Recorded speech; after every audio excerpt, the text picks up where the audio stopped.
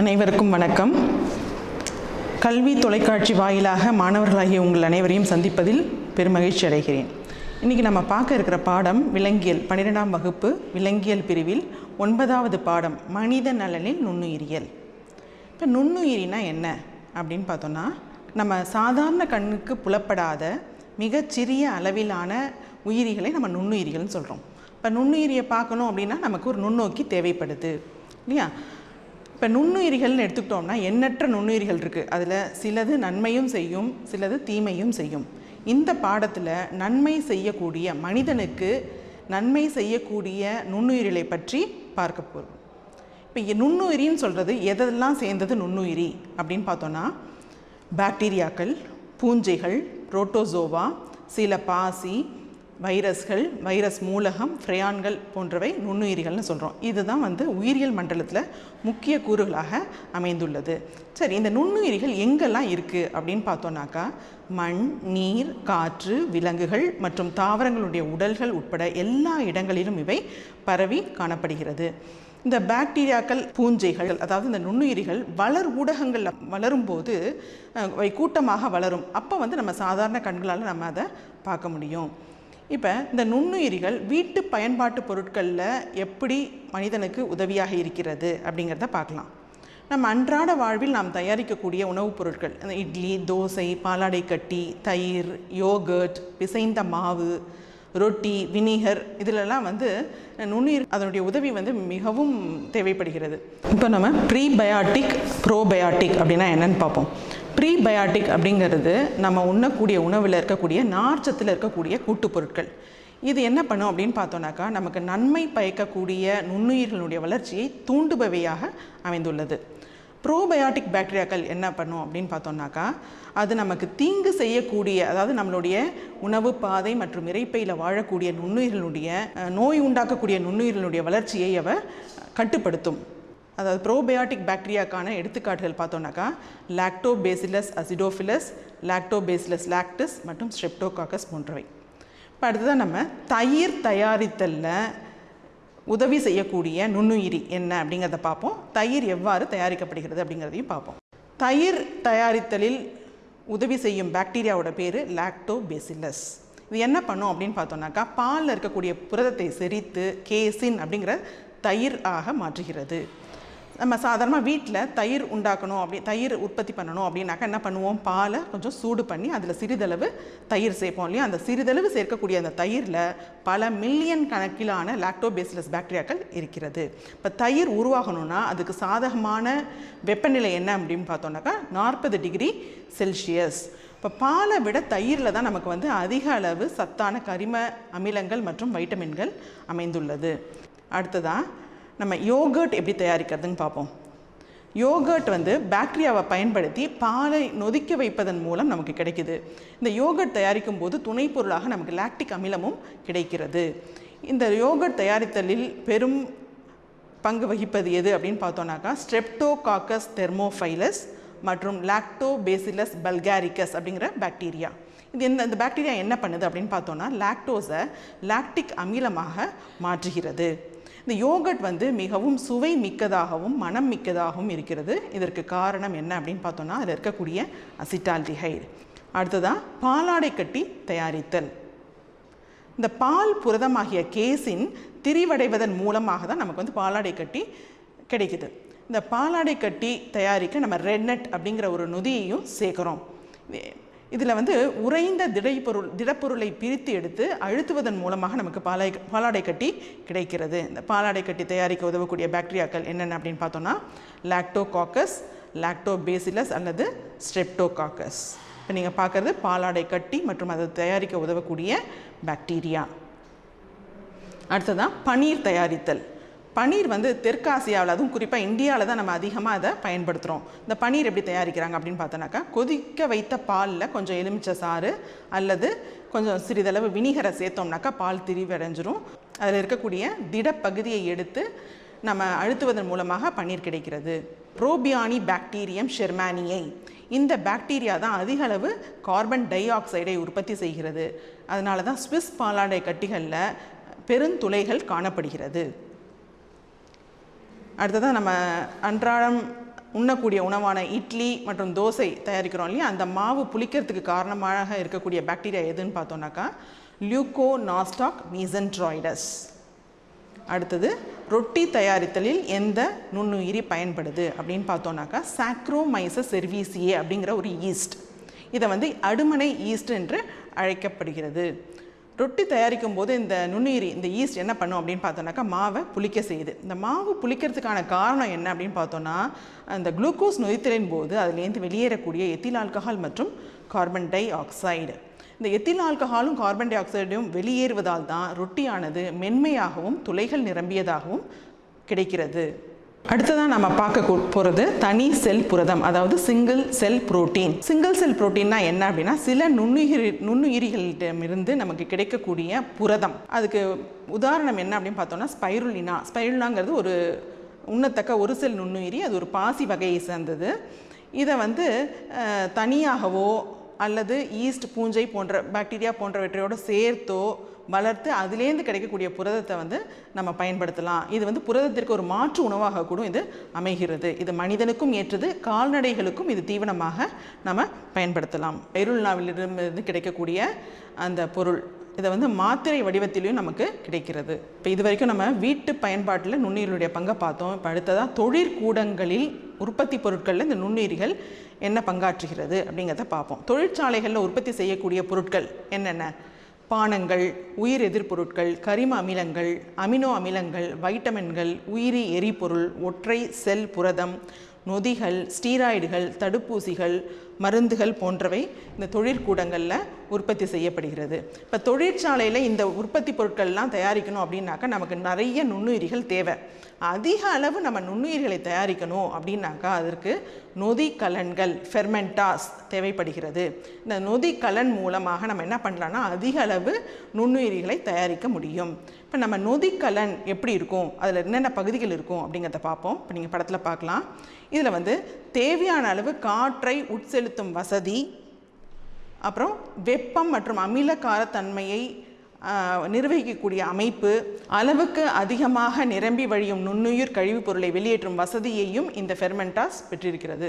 அடுத்ததான் உயிர் எதிர்பொருள் உற்பத்தியில் எந்தெந்த நுண்ணுயிரிகள் பங்கு பெறுகிறது அப்படிங்கிறத நம்ம பார்க்கலாம். உயிர் எதிர்பொருள்னா என்ன?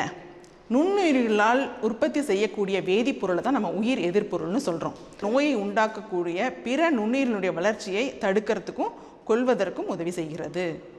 இந்த உயிர் எதிர்பொருட்கள் எந்தெந்த நோய்க்கெல்லாம் மருந்தாக அமைகிறது, எந்தெந்த நோயை நம்ம தடுக்கலாம் அப்படின்னு பார்த்தோம்னாக்கா பிளேக், மூளைப்படல அழற்சி அதாவது மெனிஞ்சிட்டிஸ், தொண்டை அடைப்பான், சிஃபிலிஸ், தொழுநோய், அப்புறம் காசநோய் போன்ற சிகிச்சைக்கு இந்த உயிர் எதிர்பொருளை நாம் பயன்படுத்தலாம். இப்போ உயிர் எதிர்பொருட்களில் முதலாவதாக நம்ம ஸ்ட்ரெப்டோமைசின் அப்படிங்கிற உயிர் எதிர்பொருள் அதை பற்றி பார்க்க போகிறோம். இது வந்து செல்மேன் வேக்ஸ்மன் என்பவர் கண்டறிந்தார். இவர் தான் இந்த உயிர் எதிர்பொருள்ங்கிற சொல்லையும் முதல்ல பயன்படுத்தினார். எந்த ஆண்டு அப்படின்னு பார்த்தோம்னாக்கா 1943ஆம் ஆண்டு. இப்போ நுண்ணுயிர் பகைமை அப்படின்னா என்னன்னு பார்ப்போம். நோய் உண்டாக்கும் நுண்ணுயிர்களை கொல்வது உயிர் எதிர்பொருள்களுடைய பண்பு. பலதரப்பட்ட நோய்களை உண்டாக்கக்கூடிய பாக்டீரியாக்களை எதிர்த்து பரந்த செயலாற்றல் உள்ள உயிர் எதிர்பொருட்கள் செயல்படுகின்றன. குறுகிய செயலாற்றல் உள்ள உயிர் எதிர்பொருட்கள் குறிப்பிட்ட நோய்களை தோற்றுவிக்கும் பாக்டீரியா குழுக்களை மட்டுமே எதிர்த்து செயல்படுகின்றன. இப்போ அடுத்த நம்ம பார்க்கக்கூடிய உயிர் எதிர்பொருள் பென்சிலின். இதை கண்டுபிடித்தவர் யார் அப்படின்னு பார்த்தோம்னா அலெக்சாண்டர் ஃப்ளெமிங். எப்படி கண்டுபிடிச்சார் அப்படின்னு பார்த்தோம்னா அவர் ஸ்டெஃபைலோகாக்கஸ் அப்படிங்கிற பாக்டீரியாவை பற்றிய ஆராய்ச்சியில் ஈடுபட்டிருந்தார். அப்போ வந்து சுத்தம் செய்யப்படாத ஒரு கண்ணாடி தட்டில் பச்சை பூஞ்சை வளர்கிறத பார்த்தாரு. அதை சுற்றி ஸ்டெஃபைலோகாக்கஸால் வளர முடியல அப்படிங்கிறதையும் அவர் கண்டறிந்தார். இதுக்கு காரணம் என்ன அப்படின்னு பார்க்கும்போது அந்த பூஞ்சையிலேருந்து வெளியே வந்த வேதிப்பொருள் அப்படிங்கிறத கண்டுபிடித்தார். அந்த வேதிப்பொருளுக்கு 1924ஆம் ஆண்டு பென்சிலின் அப்படின்னு அவர் பெயரிட்டார். இதுதான் வந்து முதலில் கண்டறியப்பட்ட உயிர் எதிர்பொருள்.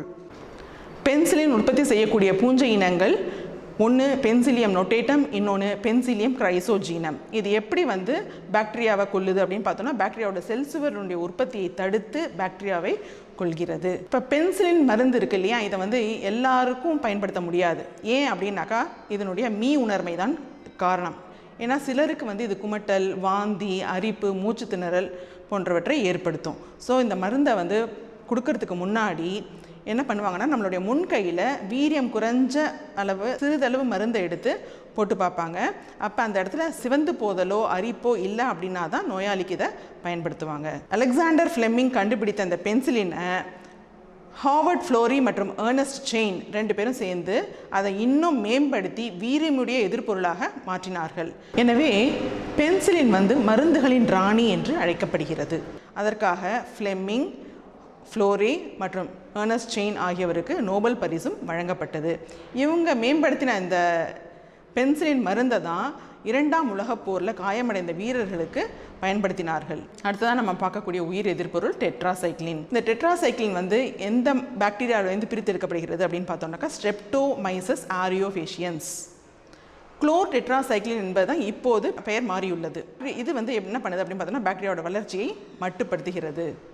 மேலும் சில உயிர் எதிர்ப்பொருட்கள் என்னென்ன அப்படின்னு பார்த்தோம்னாக்கா எரித்ரோமைசின், குளோரோமைசிட்டின், கிரைசியோஃபல்வின், கெனாமைசின், பாசிட்ரான் போன்றவை. அடுத்ததான் நம்ம பார்க்க போகிறது உயிர் எதிர்ப்பொருள் எதிர்ப்பு திறன். பாக்டீரியாவை கொல்லுவதற்கோ அல்லது அதன் வளர்ச்சியை தடுத்து நிறுத்துவதற்கோ உருவாக்கப்பட்ட உயிர் எதிர்ப்பொருளை வலிமை இழக்கச் செய்யும் போது உயிர் எதிர்ப்பொருள் எதிர்ப்பு திறன் நிகழ்கிறது. இதுக்கு காரணம் என்ன அப்படின்னு பார்த்தோம்னாக்கா உயிர் எதிர்ப்பொருளை தவறான அளவில் பயன்படுத்துறது மற்றும் அதிக அளவில் பயன்படுத்துறது. அதனால தான் நம்ம உடலுக்கு ஏதாவது உபாதை ஏற்பட்டால் நாமளே போய் மருந்து வாங்கி சாப்பிடக்கூடாது. அங்கீகரிக்கப்பட்ட மருத்துவருடைய ப்ரிஸ்கிரிப்ஷன் இல்லாமல் நாம் எந்த மெடிசனும் வாங்கி சாப்பிடக்கூடாது. உயிர் எதிர்ப்பொருளுக்கான எதிர்ப்பு திறனை பெற்றுவிட்டால் பாக்டீரியாவை எதிர்த்து செயல்பட முடிவதில்லை. எனவே பாக்டீரியா என்ன பண்ணும்? தன்னை அதிக அளவில் பெருக்கிக் கொள்ளும். பரந்த செயலாற்றல் உள்ள உயிர் எதிர்ப்பொருளை விட குறுகிய செயலாற்றல் உயிர் எதிர்ப்பொருளுக்கே முன்னுரிமை அளித்தல். ஏன்னா திறம்பட மற்றும் துல்லியமாக குறிப்பிட்ட நுண்ணுயிரிகளை குறிவைத்து தாக்குவதோடு இல்லாமல் பாக்டீரியா உருவாக்கும் எதிர்ப்பு திறன் குறைக்கிறது. பல்வேறு உயிர் எதிர்ப்பொருட்களுக்கு எதிர்ப்பு திறன் பெற்ற பாக்டீரியா திரிபுகளை நம்ம சூப்பர் பக் அப்படின்னு சொல்கிறோம். அடுத்ததான் நொதிக்க வைக்கப்பட்ட பானங்கள். இதில் நுண்ணுயிர்கள் எவ்வாறு பங்காற்றுகிறது அப்படிங்கிறத பார்க்கலாம். பழங்காலத்திலிருந்தே பயன்பாட்டில் உள்ள நுண்ணுயிரி எது அப்படின்னு பார்த்தோம்னாக்கா ஈஸ்ட்டுகள். அதாவது இந்த நொதிக்க வைக்கப்பட்ட பானங்கள் தயாரிக்கிறதுக்கு ஈஸ்ட்டை தான் நம்ம பயன்படுத்துகிறோம். பீர், ஒயின், விஸ்கி, பிராந்தி மற்றும் ரம் இதனுடைய இது எல்லாமே இப்போ பயன்பாட்டில் இருக்கக்கூடிய மதுபானங்கள். இதில் ஒயின் தான் பழமையான ஆல்கஹால் மதுபான வகை. நொதித்தலின் உயிர் வேதியியல் செயல்முறைகள் மற்றும் அதன் நடைமுறை பயன்களை பற்றி படிக்கும் அறிவியல் பிரிவுக்கு ஜைமாலஜி அப்படின்னு பேர். இப்போ ஜைமாலஜினா என்ன அப்படிங்கிறத கேட்கலாம். என்ன எழுதணும் அப்படின்னாக்கா நொதித்தலின் உயிர் வேதியியல் செயல்முறைகள் மற்றும் அதன் நடைமுறை பயன்களை பற்றி படிக்கும் அறிவியல் பிரிவுக்கு ஜைமாலஜி என்று பெயர். சாக்ரோமைசஸ் செர்வீசியே இதை ப்ரூயரின் ஈஸ்ட் அப்படின்னு சொல்லுவாங்க. ப்ரூயரின் ஈஸ்ட் என்று அழைக்கப்படுவது எது அப்படின்னு கேட்டாங்கன்னாக்கா சாக்ரோமைசஸ் செர்வீசியே. இதை பயன்படுத்தி மால்ட் அல்லது மாவு நிறைந்த தானியங்கள் மற்றும் பழரசம் போன்றவற்றை நம்ம நொதிக்க செய்து அதிலேருந்து பல்வேறு மதுபான வகைகளை உற்பத்தி செய்யலாம். இந்த ஒயின் மற்றும் பீர் அதை காய்ச்சி வடித்தல் இல்லாமல் தயாரிக்கப்படுகிறது. ஆனால் விஸ்கி, பிராந்தி மற்றும் ரம் நொதித்தல் மற்றும் காய்ச்சி வடித்தல் முறையில் தயாரிக்கப்படுகிறது. அடுத்ததாக சிறிய ஒரு பெட்டி செய்தி. பாஸ்டர் விளைவுனா என்ன அப்படின்னாக்கா நொதித்தல் நிகழ்வின் போது ஆக்சிஜன் ஏற்படுத்தும் தடையின் விளைவு தான் பாஸ்டர் விளைவு என்று அழைக்கிறார்கள். இப்போ ஒயின் எப்படி தயாரிக்கப்படுதுன்னு பார்ப்போம். இந்த ஒயின் தயாரிக்க திராட்சை ரசத்தை தான் பயன்படுத்துகிறாங்க. திராட்சை ரசத்தை எப்படி பயன்படுத்துகிறாங்க அப்படின்னாக்கா நொதித்தல் மூலம், திராட்சை ரசத்தை நொதித்தல் மூலம் ஒயின் கிடைக்கிறது.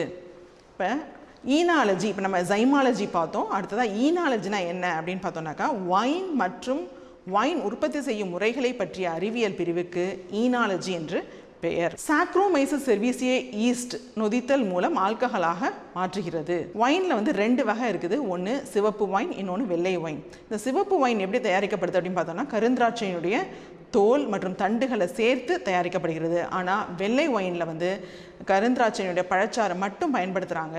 இதில் தோல் மற்றும் தண்டுகள் தவிர்க்கப்படுகிறது. பீர் தயாரித்தலில் பங்கு பெறும் நுண்ணுயிரி எது அப்படின்னு பார்த்தோம்னாக்கா சாக்ரோமைசஸ் கால்பெர்ஜென்சிஸ் மற்றும் சாக்ரோமைசஸ் செர்வீசியே. இப்போ முளைக்கட்டிய பார்லி, மால்ட் போன்ற தானியங்களை நொதிக்க வைக்கிறது மூலம் நமக்கு பீர் கிடைக்குது. ரம் தயாரிக்கும் போது கரும்பு சர்க்கரை மற்றும் கரும்பு சாறு ஆகியவற்றை நொதித்தல் மூலம் ரம் நமக்கு கிடைக்கிறது. அதே மாதிரி விஸ்கி தயாரிக்கும் போது சாக்ரோமைசஸ் செர்வீசியே என்ன பண்ணும் அப்படின்னாக்கா தானிய கூழை நொதித்தல் மூலம் விஸ்கியாக மாற்றுகிறது. அடுத்ததான் பதநீர் எவ்வாறு தயாரிக்கப்படுது அப்படிங்கிறத பார்ப்போம். தென்னிந்தியாவில் சில பகுதிகளில் பாரம்பரியமாக பனை மற்றும் தென்னம்பாளையின் சாற்றிலிருந்து நொதித்தல் மூலம் தயாரிக்கப்படக்கூடிய ஒரு பானம் தான் பதநீர். தென்னை மரத்தினுடைய வெடிக்காத பாலையிலேருந்து தான் பதநீர் எடுக்கப்படுகிறது. அதுமாதிரி பனை மரத்திலேருந்து கிடைக்கக்கூடிய பதநீரை காய்ச்சுவதன் மூலம் நமக்கு பனை வெல்லமும் பனங்கருப்பட்டியும் கிடைக்குது. இப்படி சேகரிக்கப்பட்ட பதநீர் அசைவற்ற சூழலில் வச்சிட்டோம் அப்படின்னாக்கா அது அதில் இயற்கையாகவே இருக்கக்கூடிய ஈஸ்ட் அதை என்ன பண்ணும் அப்படின்னாக்கா நொதித்தல் வினையில் ஈடுபட்டு அதை கள் அப்படிங்கிற ஒரு மதுபானமாக மாற்றுகிறது. இதில் பார்த்தோன்னாக்கா இந்த கல்லில் 4% ஆல்கஹால் இருக்குது. 24 மணி நேரத்துக்கு பிறகு இந்த கல்லை நம்ம அருந்தாமல் வச்சிட்டோம் அப்படின்னாக்கா அருந்தக்கூடிய தன்மையை இழக்கிறது. அதனால் அதை எதுக்கு பயன்படுத்துகிறாங்க அப்படின்னு பார்த்தோன்னா வினிகர் உற்பத்திக்கு அதை பயன்படுத்திக்கிறாங்க. அடுத்ததான் எத்தனால் உற்பத்தி. இதுக்கு எத்தனால் உற்பத்தியில் பெரும்பங்கு வகிப்பது சாக்ரோமைசஸ் செர்வீசியே. இந்த எத்தில் ஆல்கஹால் தொழிற்சாலை மற்றும் ஆய்வகங்களில் பயன்படுவதோடு எரிபொருளாகவும் பயன்படுத்தப்படுவதால் இதை தொழில்துறை ஆல்கஹால் என்றும் அழைக்கின்றனர். இந்த எத்தனால் தயாரிக்கப்படும் போது உதவக்கூடிய பாக்டீரியா எது அப்படின்னு பார்த்தோம்னா ஸைமோமோனாஸ் மொபிலிஸ் மற்றும் சர்சினா வென்ட்ரிகுலி. தொழில்துறை ஆல்கஹால் தயாரித்தலுக்கு முக்கிய தளப்பொருளாக அமைவது சர்க்கரை ஆலை கழிவு, அதாவது மொலாசஸ், சோளம், உருளைக்கிழங்கு மற்றும் மரக்கழிவுகள் ஆகியவை. இப்போ எத்தனால் தயாரித்தலில் என்னென்ன படிநிலைகள் இருக்குது அப்படிங்கிறத பார்ப்போம். ஃபஸ்ட்டு தளப்பொருளை அரைத்தல். அடுத்ததான் ஆஸ்பர்ஜெல்லஸிடமிருந்து பெற்ற நீர்த்த அமைலேஸ் நொதி சேர்த்தல். அடுத்தது ஸ்டார்ச்சை சிதைத்து நொதிக்கக்கூடிய சர்க்கரையாக மாற்றுதல். அதோட ஈஸ்ட் சேர்க்கணும். அப்புறம் ஈஸ்ட் என்ன பண்ணும் அப்படின்னாக்கா சர்க்கரையை எத்தனாலாக மாற்றுகிறது. இப்போ 96% அளவு கொண்ட எத்தனால் காய்ச்சி வடிக்கப்படுகிறது. பயன்பாட்டில் உள்ள உயிரிய எரிபொருட்கள் எத்தனால் மற்றும் பயோடீசல் ஆகியவை. உயிரிய எரிபொருள் தொழில்நுட்பத்தின் முதல் தலைமுறை பிரதிநிதி இது. உயிரிய எரிபொருளாக எத்தனால் கேசோலைனுடன் சேர்க்கப்பட்டு பயன்படுத்தப்படுகிறது. ஒவ்வொரு ஆண்டும் ஆகஸ்ட் 10ஆம் நாள் உலக உயிரிய எரிபொருள் தினமாக கடைபிடிக்கப்படுகிறது. மரபு சார்ந்த புதுப்பிக்க இயலாத புதைப்படிவ எரிபொருளுக்கு மாற்றாக புதுப்பிக்கக்கூடிய உயிரிய எரிபொருளின் முக்கியத்துவம் பற்றிய விழிப்புணர்வை ஏற்படுத்த இந்த நாள் கடைபிடிக்கப்படுகிறது. தாவர எண்ணெய், கொழுப்பு அல்லது உயவு களிம்புகளில் இருந்து பயோடீசல் என்ற எரிபொருள் தயாரிக்கப்படுகிறது. இதை டீசல் என்ஜினில் இருக்க எந்த மாற்றமும் செய்யாமலேயே நம்ம இந்த பயோடீசலை பயன்படுத்தலாம். பெட்ரோல் சார்ந்த டீசல் எரிபொருளை கம்பேர் பண்ணும்போது இந்த பயோடீசல் ஒரு நச்சற்ற உயிரிய சிதைவிற்கு உள்ளாகக்கூடிய குறைந்த அளவு காற்று மாசுபடுத்திகளை கொண்ட எரிபொருளாக அமைந்திருக்கிறது. இதை பயன்படுத்துறதுக்கு நம்ம இந்திய அரசாங்கம் டிசம்பர் 2009 ஒப்புதல் அளித்துள்ளது. இப்போ பயோடீசல் எந்த தாவரத்திலேருந்து எடுக்கிறாங்க அப்படின்னு பார்த்தோம்னா காட்டாமணக்கு, ஜட்ரோஃபா கர்கஸ் அப்படின்னு சொல்லக்கூடிய காட்டாமணக்கு தாவரத்தினுடைய எண்ணெய் வித்திலிருந்து இந்த பயோடீசல் உற்பத்தி செய்யப்படுகிறது. இதை தவிர புங்கன் அப்படிங்கிற சிற்றினமும் பயோடீசல் உற்பத்திக்கு ஏற்றதாக கருதப்படுகிறது. வேதிப்பொருட்கள், நொதிகள் மற்றும் பிற உயிரிய செயல் மூலக்கூறுகள் தயாரிப்பில் பங்கு பெறும் நுண்ணுயிர்களை பற்றி பார்ப்போம். கரிம அமிலம் தயாரிக்க பயன்படக்கூடிய நுண்ணுயிர்கள் என்னென்ன அப்படின்னு பார்த்தோம்னா சிட்ரிக் அமிலம் தயாரிக்க ஆஸ்பர்ஜில்லஸ் நைஜர், அசிட்டிக் அமிலம் தயாரிக்க அசிட்டோபாக்டர் அசிட்டை, ஃபியூமரிக் அமிலம் தயாரிக்க ரைசோபஸ் ஒரைசே, பியூட்ரிக் அமிலம் தயாரிக்க கிளாஸ்ட்ரீடியம் பியூட்ரைக்கம், லாக்டிக் அமிலம் தயாரிக்க லாக்டோபேசிலஸ் போன்றவை பயன்படுத்தப்படுகிறது. நொதிகள் உற்பத்திக்கு பயன்படக்கூடிய நுண்ணுயிர்கள் என்னென்னு பார்ப்போம். ஈஸ்ட், அதாவது சாக்ரோமைசஸ் செர்வீசியே மற்றும் பாக்டீரியங்களை பயன்படுத்தி நொதிகளானது உற்பத்தி செய்யப்படுகிறது. முதலாவதாக லைப்பேஸ் அப்படிங்கிற நொதி எதுக்கு பயன்படுத்தப்படுது அப்படின்னு பார்த்தோம்னாக்கா துணிகளில் படிஞ்சிருக்கக்கூடிய எண்ணெய் கரைகளை நீக்கிறதுக்கு பயன்படுது. இதை சலவை பொருளில் சேர்த்து இந்த கரையை நீக்க பயன்படுத்துகிறாங்க. அடுத்ததாக பெக்டினேஸ், புரோட்டியேஸ் மற்றும் செல்லுலேஸ் போன்றவை புட்டியில் அடைக்கப்பட்ட சாறுகளை தெளிவடைய செய்ய பயன்படுத்தப்படுகிறது.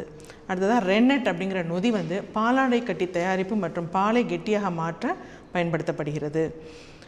அடுத்ததாக ஸ்ட்ரெப்டோகாக்கஸ் அப்படிங்கிற பாக்டீரியா உற்பத்தி செய்யக்கூடிய நொதியானது ஸ்ட்ரெப்டோகைனேஸ். இந்த நொதியும் மரபியல் மாற்றம் செய்யப்பட்ட ஸ்ட்ரெப்டோகாக்கை பாக்டீரியமும் இதய தசை நலிவுறல் நோயால் பாதிக்கப்பட்டவர்களுடைய இரத்த குழாயில் ஏற்பட்டிருக்கக்கூடிய இரத்த கட்டிகளை கரைக்கும் கட்டி சிதைப்பானாக செயல்படுகிறது. இதில் முக்கியமாக கேள்வி கேட்கப்படலாம், இதய தசை நலிவுறல் நோய்க்கு பயன்படுத்தக்கூடிய நொதி என்ன அப்படின்னு கேட்டாங்கனாக்கா ஸ்ட்ரெப்டோகைனேஸ் நொதி. அடுத்ததாக சைக்ளோஸ்போரின் ஏ. இதை எதுக்கு பயன்படுத்துகிறாங்க அப்படின்னு பார்த்தோன்னாக்கா, உறுப்பு மாற்றம் செய்யும் போது ஏற்படக்கூடிய அழற்சி தடுப்பு மற்றும் பூஞ்சை எதிர்ப்பு, ஒட்டுண்ணி எதிர்ப்பு ஆகிய பண்புகளை இது பெற்றிருக்கிறதுனால இந்த மருந்தை பயன்படுத்துகிறாங்க. இது எந்த பூஞ்சையிலேருந்து உற்பத்தி செய்யப்படுகிறது அப்படின்னு பார்த்தோன்னாக்கா, ட்ரைகோடெர்மா பாலிஸ்போரம். அடுத்ததாக ஸ்டாட்டின்கள். இந்த ஸ்டாட்டின் எதுலேருந்து எடுக்கிறாங்க அப்படின்னு பார்த்தோம்னா, மோனோஸ்கஸ் பர்பியூரியஸ் அப்படின்னு சொல்லக்கூடிய ஈஸ்ட்லேருந்து இது உற்பத்தி செய்யப்படுகிறது. இது ரத்தத்தில் இருக்கக்கூடிய கொலஸ்ட்ரால் அளவை குறைக்க பயன்படுத்தப்படுகிறது. கொலஸ்ட்ராலை உற்பத்தி செய்யும் நொதியை போட்டி வினை மூலம் இது தடுக்கிறது. அடுத்ததாக மறுசேர்க்கை மனித இன்சுலின். இதை தயாரிக்க ஏகோலை, சாக்கோமைசஸ் செர்வீசியே போன்றவை பயன்படுத்தப்படுகிறது. இது மனிதர்களுடைய மருத்துவ சிகிச்சைக்கு பயன்படுத்தப்படுகிறது. இப்போ அடுத்ததாக நம்ம பார்க்க போகிறது கழிவுநீர் சுத்திகரிப்பு மற்றும் ஆற்றல் உற்பத்தியில் பங்கு பெறும் நுண்ணுயிர்களை பற்றி பார்க்க போகிறோம். இப்போ கழிவுநீர் அப்படின்னு எதை சொல்லலாம் அப்படின்னு பார்த்தா, ஒவ்வொரு நாளும் நகரம் மற்றும் பெருநகரங்களில் உருவாகக்கூடிய மனித கழிவுகளை கொண்ட பயனற்ற நீரை தான் நம்ம கழிவு நீர்னு சொல்கிறோம். இந்த கழிவு நீரில் என்னென்ன பொருட்கள் அடங்கி இருக்குது அப்படின்னு பார்த்தோன்னாக்கா, அதிக அளவு கரிம பொருட்கள் இருக்குது. அப்புறம் மனிதர்களுக்கு நோய் உண்டாக்கக்கூடிய நுண்ணுயிர்கள் காணப்படுது. அப்புறம் உயிர் சிதைவிற்கு உள்ளாகும் மாசுபடுத்திகள்.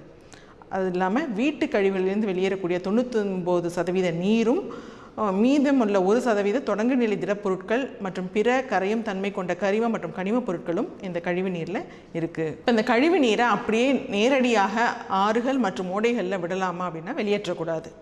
அதனால் என்ன பண்ணணும், இந்த ஆறுகளில் போய் சேர்றதுக்கு முன்னாடி இந்த கழிவு நீரானது சுத்திகரிக்கப்பட வேண்டும். கழிவு நீரை வெளியேற்றும் முன் அதனுடைய மாசினை குறைக்க கழிவுநீர் சுத்திகரிப்பு நிலையத்தின் மூலம் சுத்திகரிக்கணும். இப்போ கழிவுநீர் சுத்திகரிக்கிறதுக்கான நோக்கம் என்ன அப்படின்னு பார்த்தோன்னாக்கா, நுண்ணுயிரினுடைய வளர்ச்சி ஊக்கப்படுத்தாத அளவுக்கு கரிமம் மற்றும் கனிம பொருட்களுடைய அளவை குறைத்தல். அடுத்ததாக பிற நச்சு பொருட்கள் ஏதாவது இருந்ததுன்னா அதை வெளியேற்றுறது. அடுத்தது கழிவு நீரை தீங்கற்றவையாக மாற்ற பயன்படக்கூடிய நுண்ணுயிரிகள் என்ன அப்படின்னு பார்த்தோன்னா, பாக்டீரியாக்கள், அப்புறம் சில புரோட்டோசோவாக்கள். கழிவு நீரை சுத்திகரிக்க 3 நிலைகள் இருக்குது. முதல் நிலை சுத்திகரிப்பு, 2ஆம் நிலை சுத்திகரிப்பு மற்றும் 3ஆம் நிலை சுத்திகரிப்பு. இப்போ முதல் நிலை சுத்திகரிப்பில் என்ன நடக்குது அப்படிங்கிறத பார்ப்போம். வடிகட்டுதல் மற்றும் படிய வைத்தல், அதாவது திட கரிம துகள்கள் மற்றும் கனிம பொருட்களை பிரித்தெடுத்தல். மிதக்கும் குப்பைகள், அதை தொடர் வடிகட்டுதல் மூலம் நம்ம பிரித்தெடுக்கலாம். அடுத்ததாக மண் மற்றும் சிறு கற்களை படிய வைத்தல் மூலம் நீக்கிறது. அடுத்ததாக கீழே படிந்துள்ள அனைத்து திடப்பொருளும் முதல் நிலை கசடாகும். கீழே படிஞ்சிருக்கிறது எல்லாத்தையும் நம்ம முதல் நிலை கசடுன்னு சொல்கிறோம். அடுத்ததாக மேலே தங்கியிருப்பதை கலங்கல் நீர். இந்த கலங்கல் நீரானது 2ஆம் நிலை சுத்திகரிப்புக்கு அனுப்பப்படுகிறது. 2ஆம் நிலை சுத்திகரிப்பில் என்ன நடக்குது அப்படின்னு பார்ப்போம். இந்த முதல் நிலை சுத்திகரிப்பிலேருந்து வெளியேறிய இந்த கலங்கிய நீர் காற்றோட்டம் உள்ள ஒரு தொட்டிக்குள் செலுத்தப்படுகிறது. அங்கே இயந்திரங்களுடைய உதவியோட நன்றாக கலக்கப்படுகிறது. அப்புறம் காற்று சுவாச நுண்ணுயிர்கள் அந்த இடத்துல வளர்ந்து ஒரு திரளாக உருவாகிறது. இந்த திரள் எதனால் வருது அப்படின்னு பார்த்தோன்னா, பாக்டீரியாவும் பூஞ்சையும் சேர்ந்து ஒரு வலைப்பின்னல் போன்ற அமைப்பை ஏற்படுத்துறதுனால இந்த திரள் உருவாகுது. இந்த கழிவு நீரில் உள்ள கரிம பொருட்கள் பெரும்பகுதியை உட்கொள்கிறது. எது அப்படின்னு பார்த்தோன்னா, இந்த திரளாக உருவான இந்த பாக்டீரியா மற்றும் பூஞ்சை இது கழிவு நீரில் இருக்கக்கூடிய கரிம பொருட்கள் அனைத்தையும் அதில் உள்ள பெரும்பகுதியை உட்கொள்கிறது. இதனால் என்ன ஆகுது அப்படின்னு பார்த்தோன்னா, BOD, அதாவது பயாலஜிக்கல் ஆக்சிஜன் டிமாண்ட், உயிரிய ஆக்சிஜன் தேவையை குறைக்கிறது. இந்த உயிரிய ஆக்சிஜன் தேவை அப்படிங்கிறத எப்படி நம்ம வரையறுக்கலாம் அப்படின்னு பார்த்தோன்னா, 1 லிட்டர் நீரில் உள்ள அனைத்து கரிம பொருட்களையும் ஆக்சிஜனேற்றம் செய்வதற்கு பாக்டீரியாவால் பயன்படுத்தக்கூடிய ஆக்சிஜன் அளவை தான் நம்ம BODன்னு சொல்கிறோம். இந்த உயிரிய ஆக்சிஜன் தேவை அதிகம் இருந்தால் கழிவுநீர் மாசுபடுத்தும் தன்மை அதிகரிக்கும். எனவே கழிவுநீரில் உயிரிய ஆக்சிஜன் தேவை குறிப்பிடத்தக்க அளவு குறைந்தவுடன் கீழ்ப்படிவாதல் தொட்டிக்கு மாற்றப்பட வேண்டும். அடுத்தது இந்த இடத்துல என்ன நடக்கும் அப்படின்னு பார்த்தோன்னா, இங்கே பாக்டீரியா திரள் கீழே படியுது. இந்த படிவுக்கு செறிவூட்டப்பட்ட கசடுன்னு சொல்கிறோம். இதனோட ஒரு சிறு பகுதி மீண்டும் காற்றோட்டமுடைய தொட்டிக்குள் செலுத்தப்படுகிறது. ஏன் அப்படின்னு பார்த்தோன்னா, அங்கே இது மூல நுண்ணுயிரிகளாக பயன்படுகிறது. அடுத்ததாக மீதம் உள்ளது காற்றில்லா சுவாச கசடு சிதைப்பான் தொட்டிக்கு செலுத்தப்படுகிறது. அங்கு காற்றற்ற சுவாசம் செய்யும் பாக்டீரியாக்கள் கசடில் உள்ள பாக்டீரியாக்கள் மற்றும் பூஞ்சைகளை செரிமானம் செய்யுது. இதனால் என்ன ஆகும் அப்படின்னு பார்த்தோன்னாக்கா, methane, hydrogen sulphide, carbon dioxide போன்ற வாயுக்கள் உற்பத்தி ஆகுது. இந்த வாயுக்களை தான் நம்ம உயிரி வாயு அப்படின்னு சொல்கிறோம், பயோகேஸ். அடுத்ததான் 3ஆம் நிலை சுத்திகரிப்பில் என்ன நடக்குது அப்படின்னு பார்த்தோன்னா, இந்த கழிவு நீரை மீண்டும் பயன்படுத்துவதற்கு, அதாவது 3ஆம் நிலைக்கு வந்ததுக்கப்புறமா இந்த கழிவு நீரை திரும்ப நம்ம ரீயூஸ் பண்ணுறதுக்கும் அல்லது இயற்கையான நீர்நிலைகளில் கலப்பதற்கும் முன்பாக நடக்கக்கூடிய அந்த நிலை தான் 3ஆம் நிலை சுத்திகரிப்புன்னு சொல்கிறோம். இதில் வந்து மீதம் இருக்கக்கூடிய நைட்ரஜன், பாஸ்பரஸ் போன்ற கனிமப் பொருட்களும் நீக்கப்படுகிறது. அப்புறமா புற ஊதா கதிர்களை கொண்டு நீரினுடைய தரத்தை பாதிக்காமல் அதில் வளரக்கூடிய நுண்ணுயிரிகளை மட்டும் செயலிழக்க செய்கிறது. அடுத்ததாக சிறந்த தொற்று நீக்கியாக செயல்படுது. இந்த புற ஊதா கதிர்கள் பயன்படுத்துறது மூலம் நம்ம நுண்ணுயிர்களுக்கு எந்த பாதிப்பும் ஏற்படுத்தாமல் ஒரு தொற்று நீக்கியாக நம்ம செயல்படுது. புற ஊதா கதிர்கள் மூலம் நீக்குதல். இப்போ நீரினுடைய தரத்தை பாதிக்காமல் நுண்ணுயிர்களை மட்டும் செயலிழக்க செய்கிறது. இது ஒரு சிறந்த தொற்று நீக்கியாகவும் செயல்படுகிறது. அடுத்த வேதிப்பொருள் இல்லாததுனால குளோரினேற்றம் செய்முறைக்கு சிறந்த மாற்றாக இந்த புற ஊதா கதிர்கள் அமைகிறது. குளோரினுக்கு எதிராக எதிர்ப்பு திறன் பெற்றுள்ள பாக்டீரியா, கிரிப்டோஸ்போரிடியம் மற்றும் ஜியார்டியா ஆகியவையும் புற ஊதா கதிர்கள் செயலிழக்க செய்கிறது. நீர்நிலைகளை பாதுகாக்க அரசாங்கம் அமல்படுத்திய திட்டங்கள் என்னென்னு பார்ப்போம். தேசிய நதிநீர் பாதுகாப்பு திட்டம் 1995ஆம் ஆண்டு. அடுத்தது கங்கை நதி செயல் திட்டம் ஜனவரி 14, 1986ஆம் ஆண்டு. யமுனை நதி செயல் திட்டம் ஏப்ரல் 1993ஆம் ஆண்டு அமல்படுத்தப்பட்டது. தேசிய நதிநீர் பாதுகாப்பு சட்ட திட்டம் இருக்கு இல்லையா, அது வந்து என்னென்ன செயல் திட்டங்களை உள்ளடக்கியது அப்படின்னு பார்த்தோன்னாக்கா, சாக்கடை கழிவுகள் ஆற்று நீரில் நேரடியாக கலக்காமல் மடைமாற்றி சுத்திகரிப்பது. அடுத்ததாக மடை மாற்றப்பட்ட கழிவு நீரை சுத்தம் செய்வதற்காக கழிவுநீர் சுத்திகரிப்பு நிலையங்கள் அமைப்பது. மக்களுக்கு குறைந்த செலவில் கழிவறைகளை கட்டி கொடுத்தல், அதாவது திறந்த வெளியில் ஆற்றங்கரையில் மலம் கழிப்பதெல்லாம் தவிர்க்கிறது. இவை 3ம் தான் இந்த செயல் திட்டத்தினுடைய நோக்கம்.